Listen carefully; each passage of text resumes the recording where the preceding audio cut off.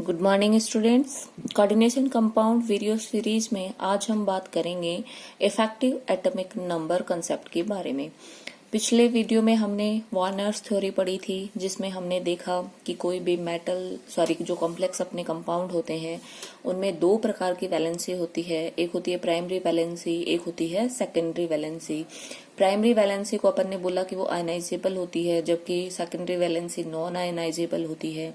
Primary valency हमेशा ऋणायनों के द्वारा संतुष्ट होती है, जबकि सेकेंडरी वैलेंसी ऋणायन एज वेल एज उदासीन अणुओं के द्वारा संतुष्ट की जा सकती है। क्लियर।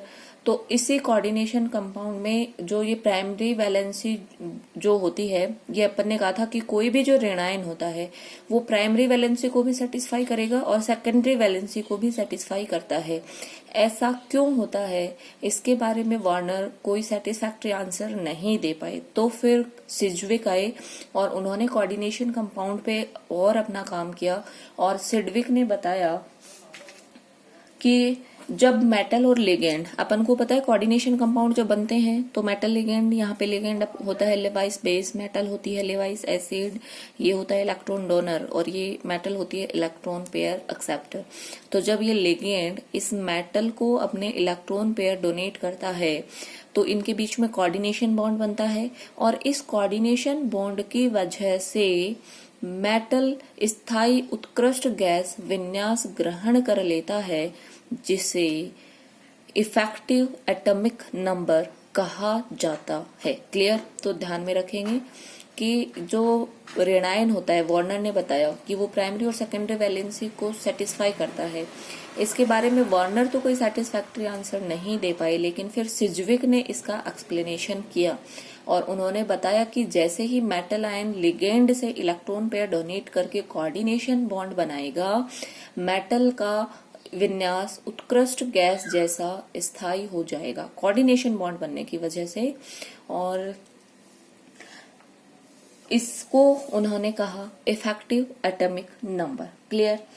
अब किसी धातु परमाणु के इफेक्टिव एटॉमिक नंबर को परिकलित करने के लिए उस धातु परमाणु या आयन के इलेक्ट्रॉनों की संख्या में उन इलेक्ट्रॉनों को जोड़ दिया जाता है जो वो उपसह संयोजी बंध द्वारा लिगेंड से ग्रहण करते हैं। दोबारा सुने, इफेक्टिव एटॉमिक नंबर ज्ञात करने के लिए किसी भी मेटल परमाणु या आयन के इलेक्ट्रॉनों में लिगेंड के द्वारा डोनेट किए गए, कोऑर्डिनेशन बॉन्ड के द्वारा डोनेट किए गए इलेक्ट्रॉनों को जोड़ दिया जाता है।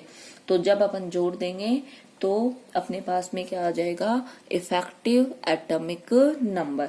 चूंकि ये सदैव सही भी नहीं होता, इसके कुछ अपवाद भी होते हैं, लेकिन अधिकांश जो धातु आयन है वो संकुल बनाने में लिगेंड से इतने ही इलेक्ट्रॉन ग्रहण करते हैं जिससे कि उनका विन्यास कैसा हो जाए, उत्कृष्ट गैस जैसा। फॉर एग्जाम्पल देखिए, अपन एक एग्जाम्पल लेते हैं CONS3 का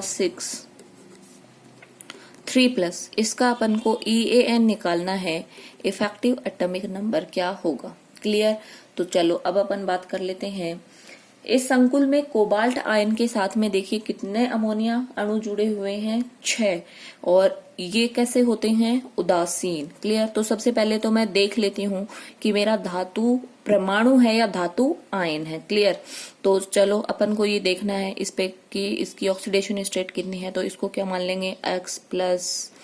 अमोनिया चूंकि न्यूट्रल लिगेंड है इसलिए 6 गुना, इस पे कोई चार्ज नहीं है, इक्वल टू बोलो क्या कर दूं, 3+। तो यहाँ से X बोलो कितना आ जाएगा, 3+। इसका मतलब ये जो कोबाल्ट है इस पे +3 आवेश है, और इसीलिए कोबाल्ट धातु परमाणु नहीं होके धातु आयन के रूप में है, CO3+ के रूप में। ठीक है।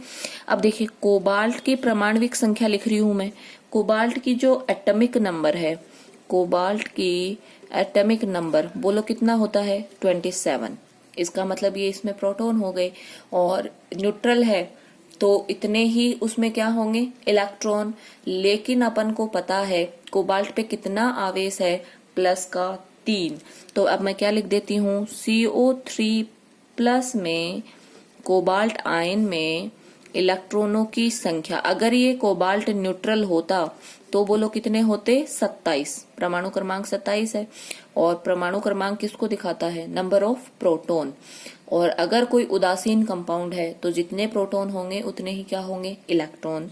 लेकिन कोबाल्ट पे चूंकि आवेश बोलो कितना है 3+, तो अब ये क्या करें 27 माइनस 3 बराबर बोलो कितने हो गए 24। ये इलेक्ट्रॉन तो अपने बोलो किसके हो गए, धातु आयन के। क्लियर। अब इसमें अपन को किसके इलेक्ट्रॉन और जोड़ने हैं, लिगेंड के। तो लिगेंड के इलेक्ट्रॉन देखने के लिए देखें यहाँ पे कितने अमोनिया जुड़े हुए हैं, 6, और 6 अमोनिया जुड़े हुए हैं NH3। और अपन को पता है जब एक कोऑर्डिनेशन बॉन्ड बनता है तो ये लिगेंड कितने इलेक्ट्रॉन देता है, 2। तो यहाँ पे 6 है तो बोलो कितने देंगे, 12। क्लियर। 6 गुणा 2 12, तो ये 24 तो थे धातु आयन के, 12 हो गए लिगेंड के, 4 और 2 6 और 1 36। और ये जो 36 इलेक्ट्रॉन है ये किसके हैं, क्रिप्टॉन के। तो देखिए धातु का जो विन्यास था वो कैसा हो गया, बोलो स्थायी उत्कृष्ट गैस विन्यास। क्लियर। और स्टेबल हो गए दोनों। तो इसका इफेक्टिव नंबर कितना आ गया, 36। ऐसे चलो मैं एक और एग्जांपल ले लेती हूँ। देखिए अपन एग्जांपल लेते हैं FeCN6 4-। देखिए वही सबसे पहले अपन को क्या निकाल लेना है, बोलो मेटल के ऑक्सीडेशन स्टेट। तो इसको मैं लिख देती हूँ X+। एक साइनाइड पे चार्ज कितना होता है, -1। तो 6 पे बोलो कितना हो गया, -6 इक्वल टू कॉम्प्लेक्स पे चार्ज बोलो कितना है, -4। क्लियर। तो ये x बराबर हो गया -4 +6, ये इधर आएंगे तो, और इसीलिए इस पे चार्ज बोलो कितना आ गया, +2। क्लियर। अब वही दोबारा अपन करेंगे कि मान लीजिए अगर आयरन होता तो आयरन का एटॉमिक नंबर बोलो कितना है, आयरन का एटॉमिक नंबर होता है, ये आपको ध्यान में रखना है पीरियोडिक टेबल में कौन कहाँ आता है, तो ये 26 पे आता है। इसका मतलब अगर ये न्यूट्रल है तो इसमें 26 प्रोटॉन और 26 ही क्या है, इलेक्ट्रॉन। लेकिन अपन देख रहे हैं इस पे चार्ज कितना है, +2। तो कितना हो जाएगा 26 - 2, प्लस का मतलब इलेक्ट्रॉन चले गए, तो बोलो कितने इलेक्ट्रॉन बचे, 26। क्लियर। और अब देखिए ये साइनाइड आयन, और जब ये मेटल के साथ में मेटल के साथ कोऑर्डिनेशन बॉन्ड बनाएगा तो कितने इलेक्ट्रॉन देगा, 2। कितने हैं यहाँ पे, 6 का मतलब टोटल कितने इलेक्ट्रॉन हो गए, 12। क्लियर। यहीं पे जोड़ देती हूँ, और 12 हो गए तो बोलो वापस के हो गए 36। 36 का मतलब क्रिप्टॉन। क्लियर। देखिए ऐसे ही देखिए अपन और एग्जाम्पल्स के द्वारा इसको समझने की कोशिश करते हैं। मैं एक एग्जाम्पल ले लेती हूँ, ये CrCO6। क्लियर। अब देखिए यहाँ पे अपन को मेटल का ऑक्सीडेशन स्टेट निकालना है, निकाल लेंगे। देखिए कैसे निकालेंगे, यहाँ पे क्या करेंगे, X+, और ये न्यूट्रल लिगेंड है कार्बोनाइल, और इक्वल टू भी बोलो क्या है, 0। और अपन को एक बात और भी पता है, इसका मतलब X की वैल्यू क्या आ गई, 0। क्रोमियम पे कोई चार्ज नहीं है। क्लियर। और देखिए एक बात और अपन को पता है कि जो भी अपने धातु कार्बोनाइल होते हैं उनमें धातु पे आवेश या चार्ज 0 होता है। क्लियर। चलो अब बताओ क्रोमियम का एटॉमिक नंबर कितना होता है, क्रोमियम का एटॉमिक नंबर होता है 24। क्लियर। और इतना ही इसका मतलब इसमें प्रोटॉन और इतने ही बोलो क्या हो गए, इलेक्ट्रॉन। और चूंकि क्रोमियम पे कोई आवेश नहीं है इसलिए नंबर ऑफ इलेक्ट्रॉन कितने हो गए, 24। क्लियर। अब देखो कितने कोऑर्डिनेशन बॉन्ड बने हुए हैं, 6। और 6 का मतलब बोलो 6 कार्बोनाइल जुड़े हुए हैं, एक कार्बोनाइल कितना इलेक्ट्रॉन देगा, 2। तो कितने इलेक्ट्रॉन हो गए, 12। यही ऐड कर रही हूं मैं। और ये देखना वापस कितने हो गए, 36। 36 का मतलब बोलो वापस कौन आ गया, krypton. And krypton is a noble gas, उत्कृष्ट गैस विन्यास। क्लियर। ऐसे ही देखिए एक और एग्जांपल मैं ले लेती हूँ, FeCO5। क्लियर। वापस धातु कार्बोनाइल आ गया, और धातु कार्बोनाइल में धातु की ऑक्सीडेशन स्टेट बोलो कितना होता है, 0। सेम एज अपन निकाल भी सकते हैं, X + 5 × 0 = 0। तो X का वैल्यू बोलो कितना आएगा, 0। क्लियर। अब आयरन के लिए बताओ एटॉमिक नंबर, आयरन का एटॉमिक नंबर, आयरन कितने नंबर पे आता है, 26। 26 पे आता है। और चूंकि अपन को पता है कि ये कोई चार्ज नहीं है, इसलिए जितने प्रोटॉन उतने ही बोलो यहाँ पे क्या हो जाएंगे, इलेक्ट्रॉन। क्लियर। और अब ये कार्बोनाइल है, कार्बोनाइल देखो कितने जुड़े हुए हैं, 5 ना कि 6। तो 5 हैं तो एक कार्बोनाइल कितने इलेक्ट्रॉन देगा, 2। तो 5 दूनी बोलो कितने हो गए, 10। 10 होते देखना ये कितने हो गए, 36। तो आप ध्यान रखेंगे यहाँ पे मेटल की जो कोऑर्डिनेशन नंबर है उतने ही इलेक्ट्रॉन ऐड करेंगे। क्लियर। जैसे 5 कोऑर्डिनेशन नंबर है, इसका मतलब 5 कोऑर्डिनेट बॉन्ड बने और एक बॉन्ड में कितने इलेक्ट्रॉन चाहिए होते हैं, 2। तो 5 में कितने चाहिए होंगे, 10। और ये भी देखो किसके जैसा आ गया, क्रिप्टॉन की जैसा। क्लियर। ऐसे ही देखो एक और एग्जांपल मैं ले लेती हूँ, NiCO4। और ये भी अपन को पता है कौन है बोलो, मेटल कार्बोनाइल। तो धातु की ऑक्सीडेशन स्टेट कितनी होगी, 0। अब मैं सीधे लिख रही हूँ। तो निकिल का एटॉमिक नंबर बोलो कितना होता है, 28। पीरियोडिक टेबल में 28 नंबर पे बैठता है ये।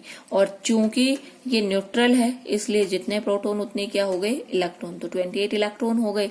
और यहाँ पे देखे मेटल की कोऑर्डिनेशन नंबर कितनी है, 4। जो 4 है तो कितने इलेक्ट्रॉन हो गए, 4 दूनी 8। और 28 और 8 देखो वापस कितने हो गए, 36। और 36 बोले तो बोलो कौन आ गया, क्रिप्टॉन। क्लियर। ऐसे ही देखो एक और एग्जांपल मैं ले लेती हूँ, NiCN का 4 2 माइनस। क्लियर। अब देखो यहाँ पे अपन को निकालना पड़ेगा, मेटल की ऑक्सीडेशन स्टेट निकालें, X प्लस। एक साइनाइड पे चार्ज कितना होता है, -1। तो 4 पे कितना होगा, -4 इक्वल टू कॉम्प्लेक्स पे चार्ज कितना है, -2। अब यहाँ से X बराबर क्या कर सकते हो, -2 प्लस 4 इक्वल टू हो गया +2। क्लियर। और ये अपन को पता है कि जो निकिल अपना होता है उसका एटॉमिक नंबर ऊपर ही लिखा हुआ है मैंने, बोलो कितना है, 28। ये तो है निकिल का, लेकिन ये चार्ज है इसलिए निकिल +2 में बोलो इसमें 2 इलेक्ट्रॉन कम हो जाएंगे। तो 28 - 2 बराबर बोलो कितने बचेंगे, 26। क्लियर। और अब देखिए यहाँ पे कितने साइनाइड जुड़े हुए हैं, 4। तो 4 दूनी बोलो कितना हो गया, 8। तो 26 और +8। और ये देखना 26 और 8 कितने होते हैं, 34। और 34 क्रिप्टॉन का नहीं होता, कितने का होता है, 36 का। इसका मतलब ये अपने पास में क्या आ गया, अपवाद। तो अपन ने कहा था कि सिज्विक की थ्योरी में कुछ अपवाद भी होते हैं। तो आप देख रहे हो यहाँ पे मेटल और लिगेंड के बीच में जब कोऑर्डिनेशन बॉन्ड बना तो यहाँ पे 36 इलेक्ट्रॉन नहीं हुए, कितने हुए, 34। लेकिन फिर भी बनता है, इसका मतलब ये क्या हो गया, वहां का अपवाद। क्लियर। ऐसे ही देखिए एक और एग्जाम्पल के द्वारा अपन समझ लेते हैं। ये है PTNS3 का 6 4+। क्लियर। वही अपन को सबसे पहले बोलो क्या करना है, मेटल का ऑक्सीडेशन स्टेट निकालना है। तो ये हो गया X प्लस 6 गुणा न्यूट्रल लिगेंड है इक्वल टू 4+ का। तो X बराबर बोलो कितना आ गया, +4। क्लियर। अब ये प्लेटिनम का एटॉमिक नंबर आपको पता होना चाहिए। प्लेटिनम का एटॉमिक नंबर होता है 78, लेकिन प्लेटिनम +4 में है इसलिए 78 - 4 करेंगे तो बोलो कितना आएगा, 74। क्लियर। और यहाँ पे देखिए कितने लिगेंड हैं, 6।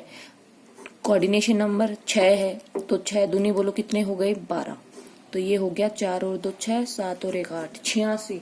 और ये जो 86 जो इलेक्ट्रॉन होते हैं ये किसके होते हैं, रेडॉन के। क्लियर। और रेडॉन भी अपना कैसा होता है, उत्कृष्ट गैस। क्लियर। तो ध्यान में रखेंगे। Thank you.